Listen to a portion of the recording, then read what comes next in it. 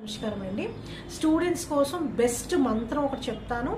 అట్లానే మెయిన్గా switch words, తర్వాత ఏంటంటే మనకి నెంబర్ ఎనర్జీస్ కూడా చెప్తాను. ఇవి చేసుకోవడం వల్ల డైలీ కూడా పిల్లలు వాళ్ళకి చక్కగా ఏంటంటే ఎగ్జామ్ ఫియర్ లేకుండా చక్కగా ఎగ్జామ్లో అలాగే మంచి మార్క్స్ రావడానికి, కెరియర్లో సక్సెస్ కోసం, ఇంటర్వ్యూ టైం కూడా చక్కగా ఈజీగా అటెండ్ అవ్వడానికి, సెల్ఫ్ కాన్ఫిడెన్స్ ఇంక్రీజ్ అవ్వడానికి చాలా పవర్ఫుల్ అయినటువంటి మంత్రం అండి.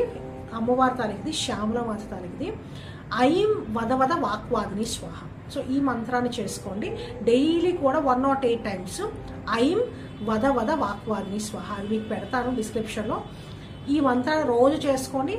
అదే కాకుండా మెయిన్గా ఇంకొక అద్భుతమైనది ఏమిటంటే కంపల్సరిగా విఘ్నములు తొలగిపోవడానికి అంటే ఏంటి, గణపతికి ధనం పెట్టుకోవడం. సో గణపతికి కూడా సింపుల్ మంత్రం ఏంటంటే, అంటే చదివేటప్పుడు చక్కగా ఏం చేస్తారంటే బుక్ పట్టుకునేటప్పుడు ముందే ఏదైతే సబ్జెక్ట్ ఏదైతే ఉందో దాని మీద కాన్సన్ట్రేషన్తో చక్కగా చదివినవన్నీ కూడా ఈజీగా అబ్జర్వ్ అవ్వడానికి, అలాగే విఘ్నములు తొలగిపోవడానికి.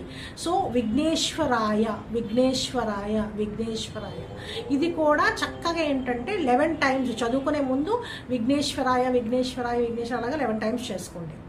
తర్వాత కంపల్సరీగా ఏంటంటే చదివింది ఏదైతే ఉందో దాన్ని పూర్తిగా అంటే ఇక్కడ ఈజీగా అబ్జర్వ్ అవ్వడానికి హ్యాపీగా మీరు ఏం చేస్తారంటే 662 అనేటువంటి నెంబర్ ఏదైతే ఉందో లెఫ్ట్ బాడీ పార్ట్, అంటే ఇది రిసీవింగ్ పార్ట్ అంటారు. సో లెఫ్ట్ బాడీ పార్ట్ మీద చక్కగా 662 అలాగే 398 ఈ రెండు నెంబర్స్ ఏంటంటే చక్కగా లెఫ్ట్ బాడీ పార్ట్ మీద రాసుకోండి. ఆటోమేటిక్గా అబ్జర్వ్ అవుతుంది. అలాగే ఎగ్జామ్కి వెళ్ళేటప్పుడు కూడా కంపల్సరీగా ఒక కర్చీఫ్, అంటే ఇక్కడ కర్చీఫ్ కూడా కలర్ ఏంటంటే జూపిటర్, అంటే ఏంటి గురుశక్తి మనకి ఇంపార్టెంట్. సో మనము ఎల్లో కలర్ కర్చీఫ్ కానీ నాప్కిన్ కానీ మీ అంటే ఎగ్జామ్ టైంలో మీరు చేతిలో పెట్టుకోండి. అలాగే ఇంటర్వ్యూ టైంలో కూడా ఇది అద్భుతంగా పనిచేస్తుంది. చక్కగా పెట్టుకోండి.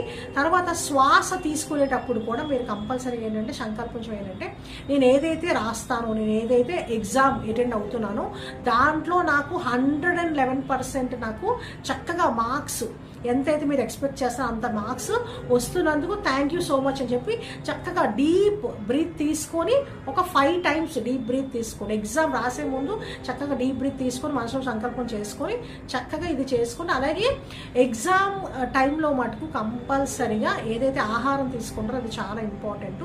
ఎక్కువగా ఏంటంటే మసాలాలు అలాంటివి తీసుకోవద్దు. వీలైనంత వరకు ఏంటంటే మ్యాక్సిమం అంటే కూల్ చేసేటువంటి తీసుకోండి.